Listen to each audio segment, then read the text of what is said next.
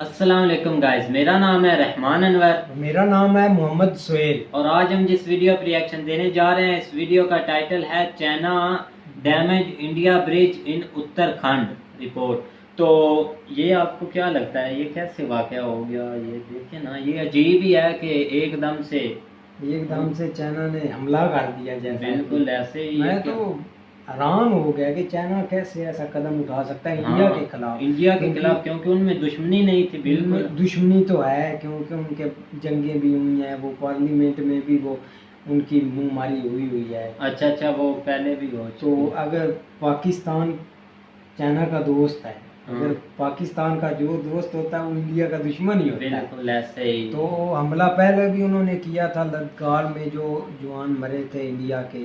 तो चलो वीडियो देखते हैं। और नहीं, जैसा कि बोलते हैं कि जो दुश्मन का दोस्त है वो भी दुश्मन ही होता है। ऐसे ही बिल्कुल। तो दोस्त का दुश्मन होता है, ऐसे ही। और अगर वीडियो पसंद आए तो लाइक सब्सक्राइब जरूर कीजिएगा। तो चलो वीडियो शुरू करते हैं। नमस्कार and I welcome you all to world affairs. मैं हूं प्रशांत धवन। नाउ रिसेंटली बहुत सी मीडिया रिपोर्ट्स ये क्लेम कर रही है कि पिछले महीने करीब 100 चाइनीज सोल्जर्स उत्तराखंड की टेरिटरी में घुसे, एक इंडियन ब्रिज डिस्ट्रॉय कर दिया, और इससे पहले के इंडियन सोल्जर्स यहाँ पर आते कुछ ही घंटों में ये लोग वापस भाग गए। यहाँ पे आप देखोगे, इस पे आर्टिकल है द इकोनॉमिक टाइम्स का। Chinese PLA in Uttarakhand Barahoti returns after damaging bridge. ये एक और आर्टिकल है। Ongoing face off in Ladakh, Chinese soldiers entered Uttarakhand on horses last month. Now again ये बात मैं क्लियर कर दूं कि ये सब क्लेम्स हैं मीडिया के। उत्तराखंड के चीफ मिनिस्टर पुष्कर सिंह धामी से जब पूछा गया कि क्या यहाँ पर चाइना का कुछ इंट्रूजन हुआ है, आपको कुछ पता है इसके बारे में, तो इन्होंने ये कहा कि मेरे पास ऐसी कोई भी इंफॉर्मेशन है नहीं। उसके अलावा ITBP ने भी अभी तक इस पर कोई स्टेटमेंट करी नहीं है, इंडियन आर्मी ने भी यहाँ पर कोई स्टेटमेंट नहीं करी। मगर मीडिया रिपोर्ट्स यहाँ पर ये कह रही है कि इनके हिसाब से बाराहोती में चाइनीज़ सोल्जर्स आए, हाँ, कुछ ही घंटों में वापस चले गए।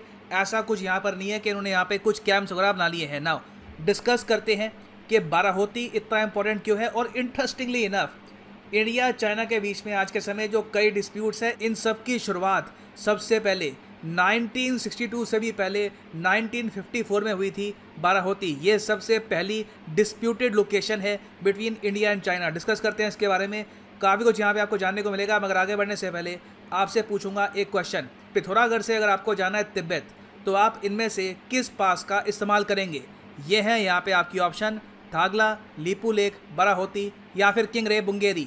कमेंट सेक्शन में करो आंसर, सही आंसर मैं आपको दूंगा वीडियो के एंड में। नाउ जब हम बात करते हैं भारत और चीन के डिस्प्यूट्स की, तो प्राइमरली माइंड में आता है लद्दाख के आसपास का डिस्प्यूट और अरुणाचल प्रदेश।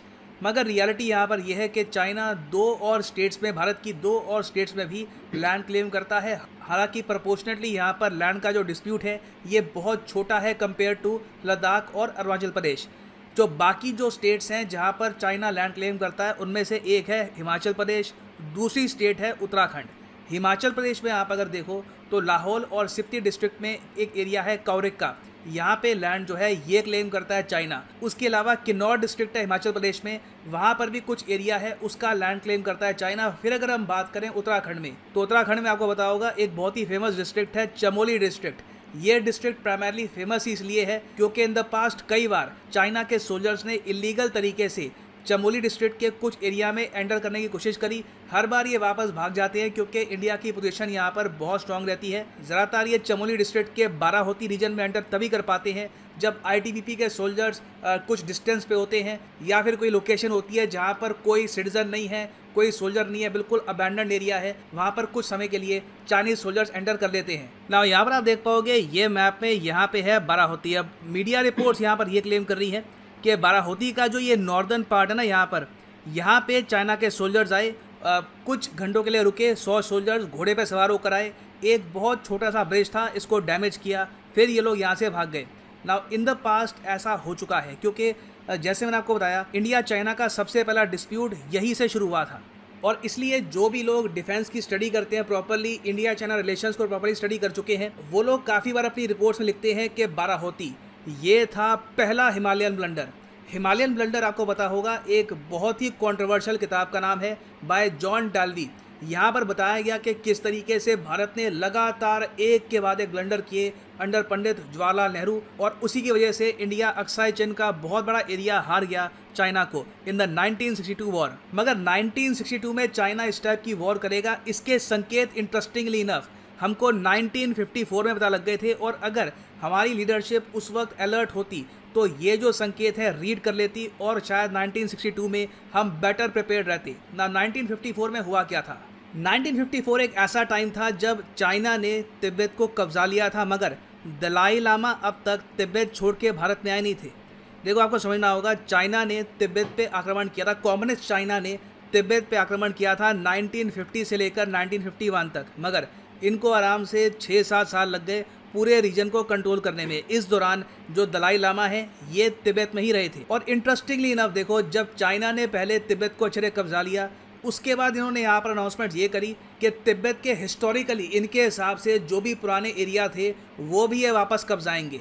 तो मतलब कि बाय डिफ़ॉल्ट ये यहाँ पर कह रहे थे कि अगला इनका टारगेट होगा यहाँ पर इंडिया। इनके हिसाब से तिब्बत उन्होंने कब्जा लिया, मगर कम्युनिस्ट चाइना ये कहता था कि हिस्टोरिकली जो अक्साई चिन है इनके हिसाब से ये तिब्बत का पार्ट था। अरुणाचल प्रदेश को ये लोग कहते हैं साउथ तिब्बत। उसके अलावा कुछ यहाँ पर जो एरिया है ना, ये भी ये लोग क्लेम करते हैं कि हिस्टोरिकली ये तिब्बत का पार्ट थे। अब बाराहोती के बारे में अगर मैं आपको बताऊं, तो जब ब्रिटिश इंडिया का दौर था ना, तब उस वक्त कभी कभी क्या होता था कि तिब्बत के कुछ मर्चेंट्स थे, वो लोग एक आउटपोस्ट बना लेते थे बाराहोती के आसपास। यहाँ पे आप अगर देखोगे, ये जो एरिया है ना, यहाँ पर एंट्री तिब्बत की साइड से आसान होती है, इंडियन साइड से यहाँ पर आपको पहुँचने में थोड़ा सा ज़्यादा टाइम लगेगा। तो काफ़ी बार ट्रेडिंग करने के लिए, छोटे लेवल पर व्यापार करने के लिए तिब्बत के कुछ मर्चेंट्स हैं वो यहाँ पे कुछ आउटपोस्ट लगाते रहे। मगर जब ब्रिटिश इंडिया के सोल्जर्स को पता लगता था तो वो कहते रहे कि नहीं नहीं, ये ब्रिटिश इंडिया के अंडर आता है, आपको यहाँ से जाना होगा। तो वो तिब्बत के जो यहाँ पे मर्चेंट्स हैं उनको भगा लेते थे, और ये काफ़ी लंबे समय से चलता रहता था। It was nothing extraordinary. मगर चाइना ने यहाँ पर बनाया इसी बात का बहाना, और यहाँ पर क्लेम करना स्टार्ट कर दिया कि ठीक है, तो यहाँ पे तिब्बत के लोग अगर 1-2 बार आए थे तो ये एरिया भी हमारा हो गया।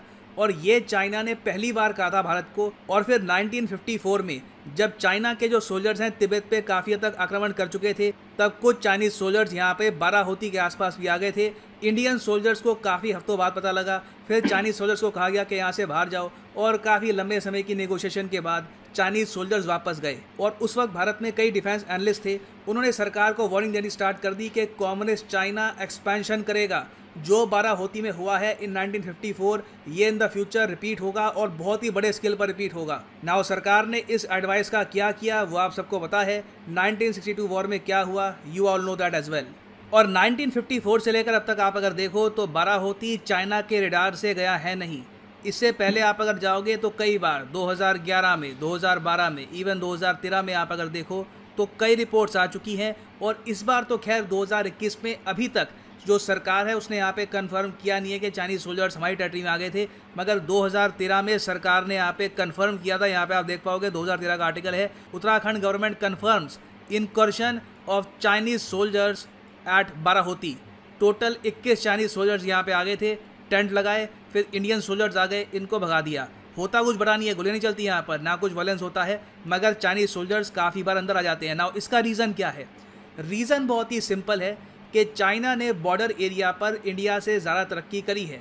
इनके यहाँ टूरिज़्म को आप अगर देखो और इंडस्ट्रीज़ को देखो, ये सब इन्होंने बहुत प्रमोट किया है। और बॉर्डर के आसपास आज के समय चाइना के ज़्यादा सिटीजन्स, ना सिर्फ सोल्जर्स, सिटीजन्स भी काफ़ी रहते हैं। और इंडिया की जो साइड है वहाँ पे लगातार जो सिटीजन्स हैं वो कम होते जा रहे हैं। वाई?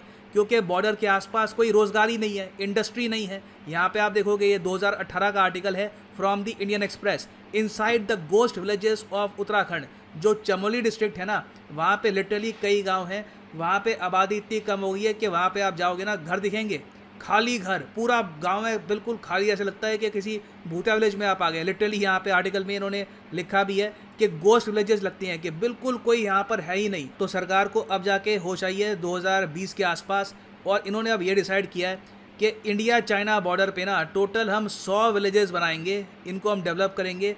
और जो ये पहला आइकॉनिक विलेज होगा ये बनेगा उत्तराखंड में। इससे देखो फ़ायदा ये होता है कि कल को अगर मान लो चाइनीज़ सोल्जर्स आते हैं ना, तो विद इन मिनट्स जो यहाँ पे सिटीजन्स हैं ये कॉल करके मैसेज करके ये बता सकते हैं आईटीबीपी के जवानों को कि चाइनीज़ सोल्जर्स इंडियन टेरिटरी में आ रहे हैं, क्योंकि इंडियन आर्मी के सोल्जर्स, आईटीबीपी के सोल्जर्स पूरी बॉर्डर पे हर जगह हर वक्त तो रह नहीं सकते। यहाँ पर काफ़ी बार पेट्रोलिंग होती है। कुछ सोल्जर्स हैं वो एक जगह से दूसरी जगह लगातार मूव करते रहते हैं और मूवमेंट में ही काफ़ी बार कई घंटे लग जाते हैं, 5-5, 6-6 घंटे। तो कई बार बिल्कुल होगा कि एक जो एरिया है ये 3-4 घंटे के लिए बिल्कुल खाली पड़ा रहेगा। तो ऐसा ना हो इन द फ्यूचर, इसके लिए हमें चाहिए कि हमारे जो बॉर्डर विलेजेस हैं वहाँ पे कुछ आबादी हो, कुछ इंडस्ट्रीज़ बने। तो सरकार यहाँ पे कह तो रही है कि हम काम करेंगे, अब कब ये विलेजेस आबाद होंगे, कब धीरे धीरे यहाँ पर लोग फिर से पहुँचेंगे, ये देखना होगा। That remains to be seen. ना वापस आते हैं अपने प्रश्न। तो जैसा कि गाइस आप वीडियो देख रहे थे कि जो चाइना ने ब्रिज डैमेज किया है ना, ये उसके बारे में है। और ये किया है इन्होंने उत्तराखंड की तरफ किया है ना, उत्तराखंड की तरफ ये ब्रिज था। और हाँ। ये ब्रिज वो है जब 1962 में इंडिया और चाइना की जंग हुई थी ना, पाकिस्तान के साथ। नहीं पाकिस्तान के साथ नहीं हुई थी, इंडिया और चाइना की जंग हुई थी। जैसा कि वीडियो में भाई बता चुके हैं कि उत्तराखंड में जो ये ब्रिज था ना, हाँ। ये इंडिया ने बनाया हुआ था। हाँ। और ये जो 1962 की जंग थी ना, वो यहाँ से शुरू हुई थी। इधर से जो फायरिंग हुई थी, जो हलाक हुए थे, इधर से शुरू हुए थे। तो इसलिए इंडिया बोलता है कि ये इलाका हमारा है और चाइना बोलता है कि ये हमारा है। बस उधर से तो इंडिया ने इधर आके ब्रिज बना दिया। तो जब इंडिया फौज वापस गई तो जैसा कि इंडिया आर्मी आई तो ये फिर भाग गए। जैसा कि इंडिया आर्मी चली गई थी ना ब्रिज बना के, मतलब जैसा कि आप बोल सकते हैं कि इनका कब्जा हो गया इंडिया का। कब्जा करके अपने तो 100 सोल्जर आए, मतलब 100 फौजी चाइना के आए। 100 घोड़े पर थे 50 और 50 जैसे भी थे, 100 आए और उन्होंने ब्रिज को गिरा दिया और बोल दिया कि ये इलाका हमारा है। तो इस जब इंडिया को पता चला कि ऐसा ऐसा चाइना ने किया, ब्रिज गिरा दिया, जब इंडिया आया तो ये यहाँ से भाग चुके थे। लेकिन मुझे नहीं लगता कि इंडिया से चाइना लड़ सकता है, क्योंकि हाल ही में उन्होंने तो मारा इंडिया को, सोल्जर मारे भी थे। वो तो कभी कभार हो जाता है, लेकिन बिल्कुल ऐसे ही कभी कभी हो जाता है। इंडिया मेरी गुस्से बात में सुने भी था। ना। मेरी तो बात सुनो आप। नहीं मेरी सुनो। जब आप ये सुनो। बोल रहे हैं कि आज से कुछ दिन पहले जिनका ये लद्दाख में हुआ था, जो इनका मामला हुआ था, वो ऐसे मैं कह सकता हूँ कि जो इंडिया के फौजी थे ना, वो थोड़े थे और चाइना के ज़्यादा थे। इसी वजह से थोड़ा फिर इंडिया को डैमेज हुआ, या इस बारे में कुछ हो सकता है। लेकिन मैं ये नहीं मानता कि जब वो बराबर थे तो चाइना वाले उनसे जीत सकते थे। ये ऐसा मैं तो नहीं मानता। आपको क्या लगता है? नहीं, लड़ाई तो होनी थी ना, हार जीत वो तो ऐसे तो उन्होंने लड़ना नहीं था मुक्कों के साथ है। हाँ, वो तो लड़ेंगे ना हथियारों के साथ है, और जिसकी किस्मत में होगा वो ही जीतेंगे। लेकिन मुझे तो लगता है कि चाइना भाग गया, क्योंकि पाकिस्तानी मीडिया कुछ और बता रही थी, इंडिया की मीडिया कुछ और बता रही थी। तो जैसा कि भाई ने बताया कि इंडिया ने तो बहुत काम उधर कर दी, इंडस्ट्री बना दी, गांव बना दिए उधर अपने इलाके कब्जे के लिए, और इंडिया ने इतनी तवज्जो नहीं दी। फिर हाल ही में 2020 में इंडिया ने तवज्जो दी और इन्होंने बोला कि हम बनाएंगे इधर विलेज बनाएंगे और आबादी इधर होगी। अगर कोई चाइनी फौजी आता भी है ना, तो वो मोबाइल से हमें इंफॉर्मेशन कर देंगे। 12 होटी जो है मेन इलाका, इधर हम आबादी होगी तो हमें वो रिपोर्ट करेंगे कि चाइनीज आ रहे हैं, और हम फौरन कोई रिएक्शन ले सकते हैं, एक्शन ले सकते हैं कि उनको रोक सकते हैं कि इधर हमारे इलाके में आपने नहीं आना। ये पता है क्या बात है, बड़ा होटी की ये बात है कि जो चाइनीज साइड है ना, उन्होंने वहाँ तो काफ़ी विलेज बना दिया, और टेररिज्म जो आ रहे हैं वो मतलब कि उनका ना एक काम चल गया है। उस साइड पे आबादी बढ़ रही है, गांव बन रहे हैं, और इधर ज़्यादातर ना लोगों को कमाने के लिए कुछ नहीं मिलता इंडिया साइड के, इसलिए वहाँ से जो आबादी है कम हो रही है। इंडिया के इलाके में जो विलेज थे ना, थोड़ी सी आबादी थी, ऐसा लगता था जैसे कि कोई जिन वाला है कि विलेज है, कोई जिन रहते हैं, थोड़े बहुत रहते और हैं जो लोग। भी वो रहते भी थे ना, वो भी छोड़कर चले गए, क्योंकि बेरोजगारी थी, क्या करते, गुजारा नहीं होता। हाँ। इसलिए वो छोड़कर चले गए। और आप जैसा कि देखते हैं चाइनी लोग मेहनती होते हैं। हाँ, उस साइड पे वो मेहनत कर रहे हैं, वो अपना मतलब कि चीजें बना रहे हैं, वहाँ पे लोग आ रहे और इस हैं, इलाके- वहाँ पे आबादी बढ़ती जा रही है इस ऐसे। इलाके पर फिर होना कोई ना कोई नुकसान होगा। हाँ। अगर जंग हुई तो जंग होएगी, क्योंकि इंडिया भी नहीं छोड़ने वाली इस इलाके को और चाइनीज भी नहीं छोड़ने वाली। और देखते हैं कि अब आगे क्या और होता है। इस ये जो है ना 1240, हाँ। इस पर बहुत सारे मुज़ाकरात हो चुके हैं, मतलब कि अमेरिका वालों ने भी मुज़ाकरात बीच में होकर कराए हैं हाँ, कि ऐसे। आप ऐसा लड़े ना, मुज़ाकरात कर लें, कुछ इलाका आप रख लें, कुछ उनको दे दें और अच्छे सलूक से रहें।